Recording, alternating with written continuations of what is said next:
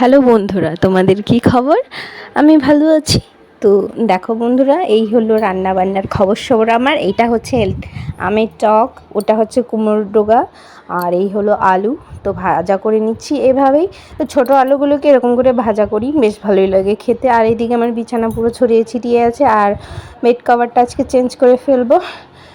তো এদিকে রান্নাবান্নাটা সেরে নিই, তারপর সমস্ত কিছু করব। আর এদিকে দেখো আমার বেড কভার চেঞ্জ করা হয়ে গেছে, কিন্তু 10 মিনিট পরেই দেখতে পাবে যা ইচ্ছো তাই নোংরা করে ফেলেছে, দেখতে পাবে তোমরাই। আর এইদিকে দেখো কোকো খেলছে।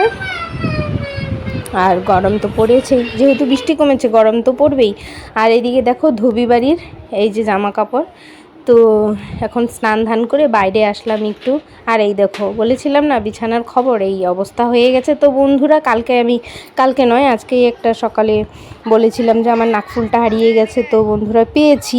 তো গেটের বাইরে পড়েছিল, মানে রাস্তায় না, ঘরের গেটের বাইরে আর কি। কোকোই খুঁজে এনে দিয়েছে আমাকে। ও ওখানেই খেলছিল, তো ওখানে পেয়ে বলছে মা মা দেখো পেয়েছি। আলম কি পেয়েছো? বলে কি তোমার।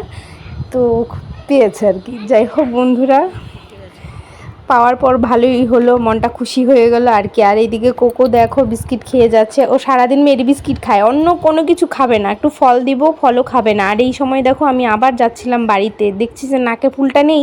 তো কি করবো, আবার রিটার্ন বাড়িতে গেলাম যে দেখি ওখানে আছে নাকি। তো যাচ্ছিলাম তাড়াহুড়ো করে। তো এমনিতেই কোকো আবার ঘুম এসে পড়েছিল, সেই জন্য ওকে ওখানেই রেখে এসেছিলাম। আমি বাড়ি চলে এসেছি। আর এদিকে দেখো আমার বিছানা গুছানো হয়ে গেছে রাত্রের আর কি। তো চলো বন্ধুরা, ব্লগটি এখানে শেষ করছি। আর এই দেখো নাকটা আমার খালি, তাই আমি দেখাচ্ছিলাম। তো আজকে পেয়ে গেছি, বেশ ভালো লাগছে। তো মন তো খারাপ হয়, আর সোনার যেই দাম। চলো টাটা।